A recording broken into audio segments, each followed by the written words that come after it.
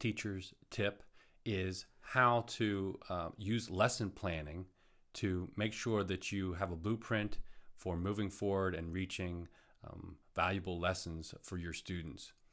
So this lesson plan structure deals with point A, which is students' prior knowledge. What is it that they already know? What do they understand? What are their preconceptions? A bell ringer, which is what students do in response to an ambiguity that you might pose, a problem that you might pose. What can you do to stimulate learning by showing students that they don't know quite as much as maybe they thought they did about a topic that's in their world, something that they're concerned with, something that you can build on in terms of their prior knowledge or their experiences, or you provide that experience and help them to get focused on then your objectives. Students will be able to, so you'll form your objectives in terms of what students will be able to do. That way you can turn those into a closure and find out whether you met those objectives. These will align with standards, including career readiness standards. Your input then will be what you'll do to reach your objectives. And this is an outline of the content. So you want to make sure that you have key points, then sub points, and then the questions that you'll ask. What questions will you ask about the concepts or the terms or the ideas that you're going to put forward? Will you have limited discussion? Will you have pictures that represent the ideas? Will you have examples and then non-examples, and certainly definitions? And that's your input. Application is taking what you've taught and what's been put forward and having students use it. Closure. This takes your objectives, turns it into questions, and you find out now, this is sort of your formative assessment. How well did students learn what it is that you had set out for them to learn? And then finally, point B. What is it that students should be able to take away that, again, maybe applies to the career, that applies to their everyday life right now as students? What's the key takeaway? What's the big idea? We don't ever want students to say, so what? Why did we learn these specific objectives that came out of a textbook? How are they applied? So to build a lesson, what you're going to need to do is I would suggest opening your Keynote or PowerPoint presentation, something where you can dump information that you are researching in so that you can rearrange it, organize it, and have the different visuals that you're going to come up with. And so if you go to internet, and let's say you have a textbook that deals with propaganda, and the textbook says propaganda is a concept that students should understand and be able to use. And so what I would do, if you're in Pennsylvania, and even if you're not in Pennsylvania, this is a great website to go to. It's called SAS, Standards Aligned System. And you can see that's the root there, but it's Pennsylvania Department of Education, SAS. And if you go here and just put that in, PDE, Pennsylvania Department of Education, SAS for Standards Aligned System.org. Go to the menu that talks about standards, click here to standards, and then you can search the standards. And so you could put in here propaganda. But if you click here, you can see the standards that's aligned. They even provide assessments, materials, resources, really a terrific way to not only make sure you're aligned to the standards, but they will give you specific ideas about what materials and resources to use. So a great way to generate and synthesize, let's say, other experts' ideas about how to approach this. So you could decide that you want students to be able to differentiate between fact and opinion, explain, interpret, describe, and or analyze the use of facts and opinions in texts, so on and so forth. So there's a lot of terrific standards that you can use. And so you'll go back to your PowerPoint presentation or your Keynote presentation, and you now know what your objectives are, and you can include those for students to see. And so I would have those objectives available for students to see. But you can see your objectives are not until this part of your lesson. For the students, I would just hit them right away with a bell ringer, motivate them to learn, get their attention because they've been busy out in the hallway and thinking about other things, raise ambiguity, and pose a problem for students. And so what could you do that's in students' lives now? We want to build on their prior knowledge that deals with propaganda.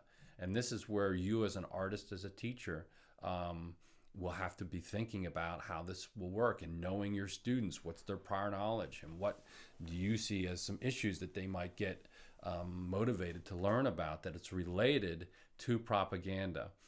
And so you could do a Google search that will see what other teachers have done. You can go into SAS, Standardized System, and see what other folks have done in terms of building on prior knowledge. But what I've come up with is I know that commercials are something that all students have been exposed to. And so the question is, what could we find that deals with your objectives, and it's a bell ringer that deals with commercials which are in students' everyday lives. So back to the internet, I would do a Google search. And so in that Google search, I would put in jingles, let's say. And can we use jingles in a way? What are catchy jingles? And what do you think is here that is in your students' experience? What do they know? Will they know McDonald's? Will they know Kit Kat, Oscar Mayer, maybe State Farm? And so what I would do is in my PowerPoint, I would go and I would ask students to take out a paper and list from 1 to 5. And I'm going to ask them what product. And so students know to list on their notebook, in their notebooks, 1 to 5. And 1, I'm going to ask them, give me a break. Give me a break. What's the product? And 2, I'm going to say, like a good neighbor. And so on and so forth. And you'll do 3, 4, and 5. Now, so you've used an experience here in the classroom where you have 25 students and you've got them in 3 words to come up with Kit Kat. And then you go over it and you see who got them. And it's fun and it's engaging and everybody's going to be successful at this. And so your question then becomes, why? Why is it that with 3 words you can picture, you can tell me what the product is, you can visualize it, you can taste it almost. Why is that the case? And so you can ask students to tell you why they think that is the case. And they might get at, well, it's repetition. We hear this a lot. It's catchy. It's linked to music, so it really becomes embedded, and so on and so forth.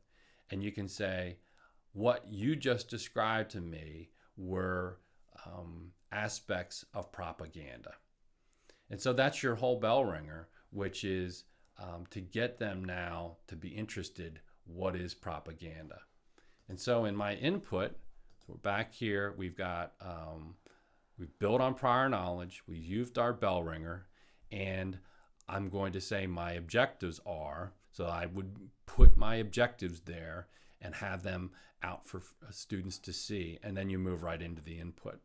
So we've got our SWBAT, and then you're going to list what the idea that we're going to address propaganda, and you can actually put the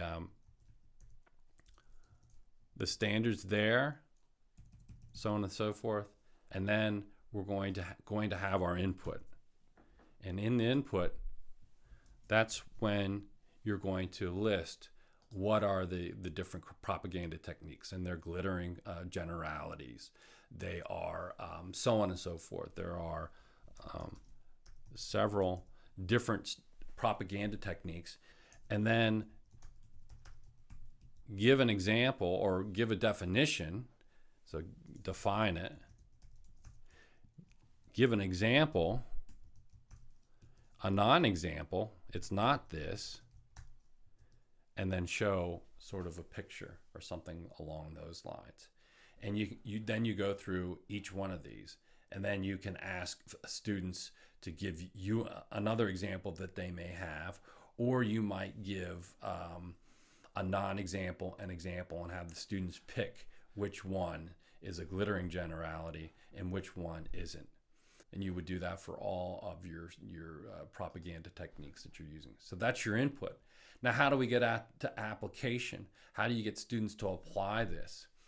And so I could hit more standards here. I can get into World War II and who were the characters in World War II, and how is propaganda used to influence two different countries to go two different directions.